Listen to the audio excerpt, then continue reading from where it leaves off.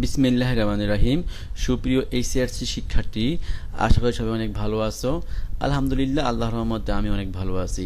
প্রিয় শিক্ষার্থী, আজকে তোমাদের সাথে আমি অ্যাকাউন্টিং ফার্স্ট পেপারের নবদান বইয়ের খুবই ইম্পর্টেন্ট দুটি টপিকস নিয়ে আলাপ করব। নাম্বার 1 হলো কন্টেন্টি বা বিপরীত দাখিলা, আর নাম্বার 2 হলো রিভার্স এন্ট্রি বা উল্টা দাখিলা। প্রিয় শিক্ষার্থী, আমরা দেখি যখন তোমাদের পরীক্ষায় নবদান বইতে কন্টেন্টি বা রিভার্স এন্ট্রি আসে, তখন সাধারণত শিক্ষার্থীরা কন্টেন্টিটা প্রায় সবাই অ্যান্সার করতে পারে, কিন্তু রিভার্স এন্ট্রিটা স্টুডেন্টরা ভুল করে। এই ক্ষেত্রে আমরা যেটা বুঝি যে স্টুডেন্টের বেসিক দুর্বল হওয়া অথবা কনসেপ্টটা ক্লিয়ার না থাকার কারণেই এই ভুলটা হয়। আমার বিশ্বাস আজকের এই ভিডিওটা দেখার পরে শিক্ষার্থীদের এই ধরনের ভুল আর হবে না ইনশাল্লাহ। ভিডিওটা নেওয়া হয়েছে আমার লেখা অ্যাকাউন্টিং পাওয়ার বই থেকে। যাদের কাছে অ্যাকাউন্টিং পাওয়ার বইটা আছে তোমরা দেখো, আর যাদের কাছে বইটা নাই তোমরা আমার লেকচারটা খুব মন দিয়ে দেখো। প্রিয় শিক্ষার্থী, প্রথমে বুঝতে হবে কন্টেন্টি বা বিপরীত দাখিলা বলতে আমরা কি বুঝি। তোমরা দেখো, নগদ ও ব্যাংক সম্পর্কিত লেনদেন সমূহের কতিপয় দফা আছে যেগুলো প্রত্যেকটি দুগড়া বা তিনগড়া নগদান বইয়ের উভয় দিকে লিখতে হয়। এই সকল দাখিলাকে কন্ট্রা বা বিপরীত দাখিলা বলে। এই সমস্ত দাখিলার কারণে নগদান বইয়ের ডেবিট পাশে নগদ গড়ে লিখলে তা ক্রেডিট পাশে ব্যাংক গড়ে লিখতে হবে, আবার ডেবিট পাশে ব্যাংক গড়ে লিখলে তা ক্রেডিট পাশে নগদ গড়ে লিখতে হবে। প্রিয় শিক্ষার্থী, তোমাদেরকে আমি খুব সংক্ষেপে চাই বলতে যে জিনিসটা, যে দুই গড়া বা তিন গড়া নগদান বই পাঠতে হলে তোমাদেরকে আগে অবশ্যই ক্লিয়ারলি জাবেদা ভালোভাবে পাঠতে হবে। যদি তোমরা জাবেদা ভুল করো তোমরা কিন্তু দুই গড়া বা তিন গড়া নগদান বই ভুল করবা। সো আমি তোমাদের রিকোয়েস্ট করব, তোমরা দুই গড়া বা তিন গড়া নগদান বই করার আগে অবশ্যই ভালোভাবে জাবেদা শিখে নিবা। এবার আসো, আমরা যখন কোনো লেনদেনকে জাবেদা এন্ট্রি করি, খেয়াল রাখবা যে সমস্ত জাবেদা এন্ট্রির মধ্যে ব্যাংক থাকবে এবং নগদ থাকবে সেটাই কন্ট্রা এন্ট্রি হবে। তোমরা এটাই খেয়াল রাখবা, আর কিছু খেয়াল রাখা দরকার নাই। যখন কোনো লেনদেনকে আমরা জাবেদা এন্ট্রি করি তখন খেয়াল রাখতে হবে যে ওই জাবেদা এন্ট্রির মধ্যে যদি নগদ এবং ব্যাংক থাকে সেটাই কন্ট্রা এন্ট্রি হবে।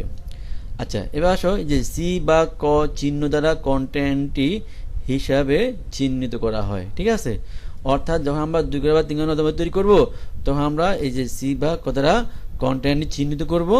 আমরা এগুলো যখন আমরা অঙ্ক সলভ করব তখন আমরা ডিটেলস আলাপ করব। দেখো, সাধারণত আমরা যা জানি কন্ট্রা এন্ট্রি দুইটা হয়, একটা হলো ব্যাংকে জমা দেওয়া হলো আর ব্যাংক থেকে উত্তোলন করা হলো। হ্যাঁ, যেমন এখানে লেখা আছে যে ব্যাংকে জমা দিলে বা ব্যাংক হিসাব খুললে, তারপরে ব্যাংক থেকে কারবারের বা অফিসের প্রয়োজনে উত্তোলন করলে, হ্যাঁ, এবং ব্যাংক জমাকৃত পরিশোধ করলে। আমরা এটা খেয়াল রাখবো, ব্যাংকে জমা দিলে কন্ট্রা এন্ট্রি, ব্যাংক থেকে উত্তোলন করলে কন্ট্রা এন্ট্রি, এবং ব্যাংক জমাকৃত পরিশোধ করলে কন্ট্রা এন্ট্রি। কিন্তু আমাদের শিক্ষার্থী সাধারণত জানে কন্ট্রা এন্ট্রি দুইটা হয়, একটা হলো ব্যাংকে জমা দেওয়া হলো আর হলো ব্যাংকে উত্তোলন করা হলো। আর সাথে খেয়াল রাখবা যে ব্যাংক জমাকৃত পরিশোধ করলে কি হবে, কন্ট্রা এন্ট্রি হবে। তাহলে আমরা একটু বাস্তবে আসি। প্রিয় শিক্ষার্থী, দেখো ব্যাংকে জমা দেওয়া হলো, এটা জমা দেওয়া কি হবে, ব্যাংক ডেবিট নগদান ক্রেডিট। অর্থাৎ দেখো ব্যাংকও আছে নগদও আছে, এটা কন্ট্রা এন্ট্রি হবে। ঠিক আছে, আমরা কিভাবে এটা অ্যাপ্লাই করব? দেখো, যত পরীক্ষা আসলো তিন গড়া নগদান বই আসলো, আমরা এটা এন্ট্রি করব, অথবা দুই গড়া নগদান বই আসলো। আমরা আগে শিখলাম যে যদি আমাদের এই এন্ট্রিগুলা মানে ওটার কন্ট্রা এন্ট্রি আমাদের দুই গড়া বা তিন গড়া নগদান বইয়ের উভয় দিকে বসবে, মানে ডেবিট এবং ক্রেডিট উভয় দিকে বসবে। যদি ডেবিট দিকে নগদ গড়ে বসে তাহলে কি তা ক্রেডিট দিকে কোথায় বসবে, ব্যাংক গড়ে বসবে। আবার যদি ডেবিট পাশে ব্যাংক গড়ে বসে তাহলে কি হবে, সে ক্রেডিট পাশে নগদ গড়ে বসবে। অর্থাৎ খেয়াল রাখবা, কন্ট্রা এন্ট্রি যদি আমাদের তিন গড়া বা দুই গড়া নগদান বইয়ের ডেবিট দিকে নগদ করে বসে তো তার ক্রেডিট দিকে কোথায় বসবে, ব্যাংক করে বসবে। আবার যদি ডেবিট দিকে ব্যাংক করে বসে তাহলে তার ক্রেডিট দিকে কোথায় বসবে, নগদ করে বসবে। খেয়াল রাখবে এই জিনিসটা ভালোভাবে। ওকে, তাহলে আমরা এখানে দেখি দাও যে ব্যাংক হিসাব ডেবিট, নগদান ক্রেডিট। ব্যাংক কোন দিকে আছে, ডেবিট দিকে আছে। সো আমরা কি করব, এই যে ডেবিট দিকে ব্যাংক করে লিখবো। আমরা লিখলাম কি নামে, বিপরীত নামে, মানে আমরা নগদান নামে এখানে লিখলাম। দেখো আমরা নগদ নামে লিখলাম। আবার নগদ কোন দিকে আছে, ক্রেডিট দিকে আছে। আমরা ক্রেডিট দিকে নগদ করে লিখলাম কি নামে, বিপরীত নাম, মানে আমরা ব্যাংক হিসাব নামে লিখলাম। ঠিক আছে জিনিসটা, অর্থাৎ দুই দিকে বসবে। যদি ডেবিট দিকে নগদে বসে ক্রেডিট দিকে ব্যাংকে বসবে, আমাদের ডেবিট দিকে ব্যাংকে বসে, ক্রেডিট দিকে নগদে বসবে বিপরীত নামে। তারপরটা আসে ব্যাংক থেকে উত্তোলন করা হলো নগদ অ্যান্ড ডেবিট, ব্যাংক ক্রেডিট। নগদ কোন দিকে আছে? ডেবিট দিকে আছে। তো আমরা ডেবিট দিকে এই যে নগদ করে লিখলাম, আবার ক্রেডিট দিকে আমরা ব্যাংক করে লিখলাম বিপরীত নামে। তারপরটা আসো ব্যাংক জমাকৃত পরিশোধ করলে ব্যাংক ডেবিট নগদ অ্যান্ড ক্রেডিট। প্রিয় শিক্ষার্থী দেখো, ব্যাংকে জমা দিলে ব্যাংক ডেবিট নগদ অ্যান্ড ক্রেডিট, আর ব্যাংক জমা দিয়ে পরিশোধ করলে কি সেম এন্ট্রি হচ্ছে ব্যাংক ডেবিট নগদ ক্রেডিট। তবে এই ক্ষেত্রে একটা কাজ করতে হবে, আমরা যখন ব্যাংক ডেবিট নগদ অ্যান্ড ক্রেডিট জন্য পোস্টিংটা করবো, করলাম, আমি ব্যাংকে লিখে দিব জমাতিরিক্ত পরিশোধ করা হলো, তাহলে জিনিসটা কনসেপ্টটা ক্লিয়ার হবে না। এখানে আমাদের নগদ লিখলাম আর এখানে আমরা ব্যাংক লিখলাম, টাকাটা ব্যাংক করে লেখা হলো, নগদ করে লেখা হলো, কিন্তু এটা আমরা কিন্তু টাকাটা ব্যাংকে টাকা বাড়ে নাই। হ্যাঁ, আমরা যে ওই যে ব্যাংক টাকা পাবে সেটা আমরা শোধ করছি, ঠিক আছে, আমরা কিন্তু এখানে ব্যাকেটে লিখে দিব জমাতিরিক্ত পরিশোধ করা হলো, ঠিক আছে, এটা খেয়াল রাখতে হবে। প্রিয় শিক্ষার্থী, সাধারণত তোমাদেরকে পরীক্ষা দুটো এন্ট্রি বেশি আসে, ব্যাংকে জমা দেওয়া হলো, ব্যাংকে উত্তোলন করা হলো। আচ্ছা, তাহলে আমরা বুঝলাম আমাদের কন্টেন্টটি আমরা কিভাবে অ্যাপ্লাই করব। এবার আমরা আসি আমাদের রিভার্স এন্ট্রি। দেখো, রিভার্স এন্ট্রি একটা সুবিধা হলো, এটা হলো আমাদের 2 ঘর বা 3 ঘর নগদ বইয়ের উভয় দিকে বসবে, বাট উভয় দিকে কি আমাদের নগদ করে বসবে। কোথায় বসবে? নগদ করে বসবে, এই একটা সুবিধা। তো আমরা বুঝলাম রিভার্স এন্ট্রি 2 দিকে বসবে, নগদ করে বসবে, কিন্তু আসলে আমাদের শিক্ষার্থীদের বুঝে না রিভার্স এন্ট্রিটা আসলে কি। একটু খেয়াল করো। আচ্ছা, রিভার্স এন্ট্রিটা আমাদের কি দ্বারা? আর দ্বারা চিহ্নিত করা হয়। তারপরে আসি 1 নম্বরে, যে রহিমের কাছ থেকে টাকা পেয়ে তা করিমকে দেওয়া হলো। আচ্ছা বলো তো তোমরা, আমরা যখন জাবেদা করি অ্যান্সার কি লিখি? যে রহিমের কাছ থেকে টাকা পেয়ে করিমকে দেওয়া হলো, আমরা করিম ডেবিট লিখি আর রহিম আমরা ক্রেডিট করি। এখন স্টুডেন্ট ভাবে কি এখানে নগদও নাই, ব্যাংকও নাই, সো এটা হিসেবে আসবেই না, কিন্তু না, এটা আসবে। কেন আসবে? এখানে নগদ আছে, বাট এখানে নগদটা হাইড করা আছে, উজ্জ্বল আছে। কিভাবে বুঝবো আমরা? একটু দেখো। প্রথম ভাবতে হবে যে রহিমের কাছে টাকা পাওয়া গেছে, অ্যান্সার কি হবে? নগদ অ্যান্ড ডেবিট, রহিম ক্রেডিট। এবার আমরা পরবর্তীতে সেই টাকাটা আমরা করিমকে দিয়ে দিলাম, কি হবে? করিম ডেবিট, নগদ অ্যান্ড ক্রেডিট। তাহলে এই দুইটা এন্ট্রিকে আমরা একসাথে কি লিখছি? আমরা এই নগদ আর এই নগদ কাটাকাটি, তাহলে কি থাকে? এখানে করিম থাকে, এখানে রহিম থাকে, তাই আমরা এখানে লিখলাম করিম ডেবিট, রহিম ক্রেডিট। তাহলে তোমাদের কি এই এন্ট্রির পরীক্ষা আসে, যেভাবে লিখতে হবে যে রহিমের কাছ থেকে টাকা পেয়ে করিমকে দেওয়া হলো, ভাবতে হবে প্রথম টাকা পাইছি আমি, নগদ অ্যান্ড ডেবিট, রহিম ক্রেডিট, তারপর দিছি আমি করিম ডেবিট, নগদ অ্যান্ড ক্রেডিট। 2 দিকে নগদ করে বসবে, কারণ আমরা জানি রিভার্স এন্ট্রি 2 দিকে কি নগদ কলামে বসে।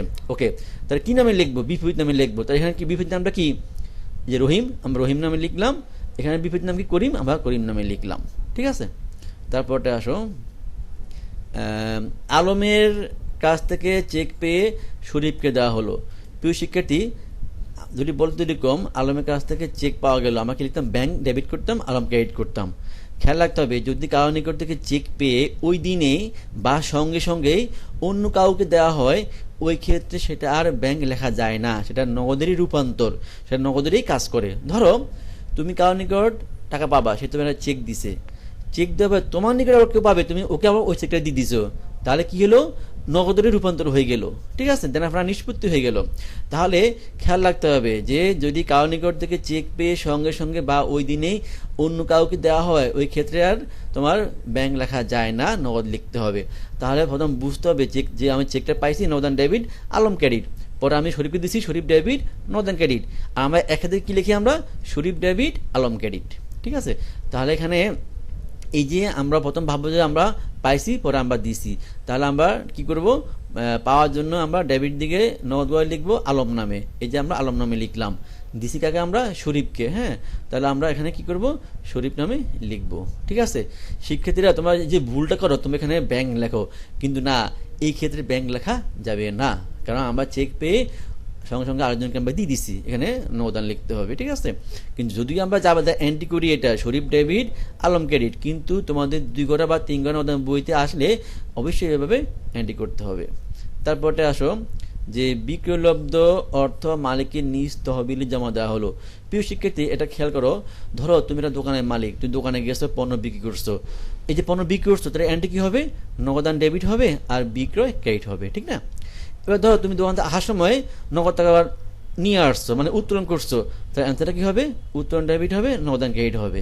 এখন যেটা বলা হলো যে তুমি যে পণ্য বিক্রি করছো, বিক্রয়লব্ধ অর্থটা তুমি নিজে নিয়ে আসছো, তার মানে এখানে অ্যান্সারটা হচ্ছে উত্তোলন ডেবিট হবে আর বিক্রয় ক্রেডিট হবে। মানে আমরা অরিজিনালি এটা লিখি, উত্তোলন ডেবিট লিখি আর বিক্রয় আমরা ক্রেডিট করি।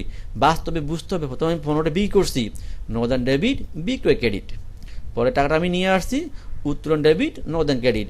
সো আমরা কি করব, দুই দিকে লিখবো নগদ করে কি নামে, বিপরীত নামে। আমরা ডেবিট দিকে লিখবো যে বিক্রয় নামে লিখলাম, আর ক্রেডিট দিকে লিখবো আমরা কি নামে, উত্তোলন নামে আমরা লিখলাম। ঠিক আছে, তারপরটা আমরা আসি যে মালিক তার ব্যক্তিগত অর্থ দ্বারা কারবারের জন্য এত টাকা দিয়ে একটা কম্পিউটার কিনে নিলেন। দেখো, মালিক তার ব্যক্তিগত অর্থ দ্বারা, আমরা জানি যদি মালিক কারবার কিছু নিয়ে আসে সেটা কি হয়, মূলধন।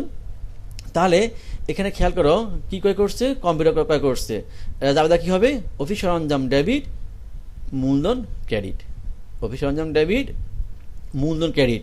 বাস্তবে কি হলো, ধরো তুমি নিজেই একটা কারবারের মালিক, তুমি কারবার জন্য একটা কম্পিউটার লাগবে, তোমার কারবার টাকা নাই, তুমি ব্যক্তিগতভাবে টাকা নিয়ে আসছো। যখন নিয়ে আসছো তখন তুমি কি লিখছো, নগদান ডেবিট করছো আর মূলধন ক্রেডিট করছো। তুমি আনার পরে তুমি কিছুক্ষণ পরে তুমি একটা দোকান থেকে সে কম্পিউটার ওই টাকা দিয়ে একটা কম্পিউটার ক্রয় করছো, তখন কি লিখবা, অফিস সরঞ্জাম ডেবিট নগদান ক্রেডিট। আর দুইটা ডেকে আমরা কি করি, এখানে এই নগদে কাটাকাটি আমরা সংক্ষেপে এক কথায় এটাই লিখে ফেলি যে অফিস সরঞ্জাম ডেবিট লিখি আর মূলধন আমরা ক্রেডিট করি। কিন্তু 2 গড়া বা 3 গড়ার ক্ষেত্রে আমাদেরকে লিখতে হবে এরকমভাবে, প্রথম টাকা আমি কারবার নিয়ে আসছি, নগদান ডেবিট ছিল, মূলধন ক্রেডিট ছিল, তাহলে আমরা কি করবো, এখানে দেখো 4 নম্বরে আমরা মূলধন নামে লিখবো। পরে আমি কম্পিউটার ক্রয় করছি, অফিস সরঞ্জাম ডেবিট নগদান ক্রেডিট আমরা অফিস সরঞ্জাম নামে লিখবো। ওকে, আচ্ছা, তারপরটা ফিউ শিক্ষার্থী খুবই ইম্পর্টেন্ট, আমাদের শিক্ষার্থীরা এখানে অনেক ভুল করে এই এন্ট্রিটা। দেখো, 6,000 টাকা পাওনা পূর্ণ নিষ্পত্তিতে রহিমের কাছ থেকে এত টাকা পেয়ে তা করিমকে এত টাকা সাপেক্ষে প্রদান করা হলো। এখানে পূর্ণ নিষ্পত্তি, এখানে বাট্টার একটা কাহিনী আছে। আচ্ছা দেখো প্রিয় শিক্ষার্থী, আমি কিন্তু এখানে অ্যান্সারের ক্ষেত্রে লাল সবুজ মার্ক করে দিছি, ক্লিয়ার বুঝতে হবে। আচ্ছা ধরো এটাই আছে যে 6,000 টাকা পাওনার পূর্ণ নিষ্পত্তিতে রহিমের কাছ থেকে 5,800 টাকা পাওয়া গেল। আমরা অ্যান্সার কী করতাম, দেখো নগদান ডেবিট 5,800 টাকা, আর আমরা 200 টাকা পাই নাই, সেটা আমাদের কি লস, সেটা হলো কি আমাদের প্রদত্ত বাট্টা হিসাব ডেবিট 200 টাকা, আর রহিম হিসাব ক্রেডিট আমাদের 6,000 টাকা। ধরো এবার আছে এরকম যে করিমকে 5,900 টাকা সাপেক্ষে প্রদান করা হলো। কি প্রদান করছি আমরা, এই 5,800 টাকা প্রদান করছি। তাহলে এই যে করিম হিসাব ডেবিট কত টাকা, 5,900 টাকা দিচ্ছি, কত আমরা 5,800 টাকা দিছি আমরা। তাহলে নগদান ক্রেডিট 5,800 টাকা, 100 টাকা কম দিচ্ছি, সেটা আমার লাভ, সেটার নাম কি বাট্টা হিসাব ক্রেডিট 100 টাকা। অর্থাৎ তোমার এখানে এটা খেয়াল রাখবা, 6,000 টাকা পাওয়া পূর্ণ নিষ্পত্তি এত টাকা পাওয়া গেল, অ্যান্সার হবে এটা। আবার 5,900 টাকা পূর্ণ নিষ্পত্তিতে 5,800 টাকা দেওয়া হলো, অ্যান্সার হবে এটা। এবার আসো, যখন আমাদের জাবেদা করবো তখন কি লিখবো আমরা, জাবেদা হবে করিম হিসাব ডেবিট 5,900 টাকা, বাট্টা হিসাব ডেবিট 100 টাকা, রহিম হিসাব ক্রেডিট 6,000 টাকা। অর্থাৎ এইখানে এই নগদে কাটাকাটি চলে গেল। এবার আসো, বাট্টা ডেবিট ছিল 200 টাকা, এই বাট্টা ডেবিট থেকে বাট্টা ক্রেডিট 100 টাকা বাতিল, আর তো ডেবিট কত থাকে, 100 টাকা থাকে, হ্যাঁ, আর রহিম ক্রেডিট থাকে কত টাকা, 6,000 টাকা। প্রিয় শিক্ষার্থী, খুবই একটা ইম্পর্টেন্ট, তোমাদের নর্মাল জাবেদা আসতে পারে, আর তোমাদের 2 গড়া 3 গড়া বইতে আসতে পারে, এটা ব্যঙ্গও আসতে পারে। কিরকম, ধরো এভাবে আসলো 6,000 টাকা পূর্ণ নিষ্পত্তিতে রহিমের কাছে এতটা পাওয়া গেল, অথবা দেওয়া হলো, তোমাদেরকে এমনিও আসতে পারে, ডিভিশনটি ছাড়াও কিন্তু নর্মালে তোমাদের 3 গড়া 2 গড়াতে আসতে পারে। যাই হোক, এখানে তোমাদের একটু তোমরা এটা ভালোভাবে বারবার দেখি বুঝে নিবা, এরপর যদি প্রবলেম হয় কমেন্টে জানাবা, আমি অ্যান্সার দিয়ে দিব। তারপর অ্যান্সারে আসি, এই যে অ্যান্সারে কি করবো আমরা, প্রথম আমাদের এই যে 6,000 টাকা পূর্ণ নিষ্পত্তিতে 5,800 টাকা পাওয়া গেল, নগদান ডেবিট, বাট্টা ডেবিট আর কি রহিম ক্রেডিট, ঠিক আছে।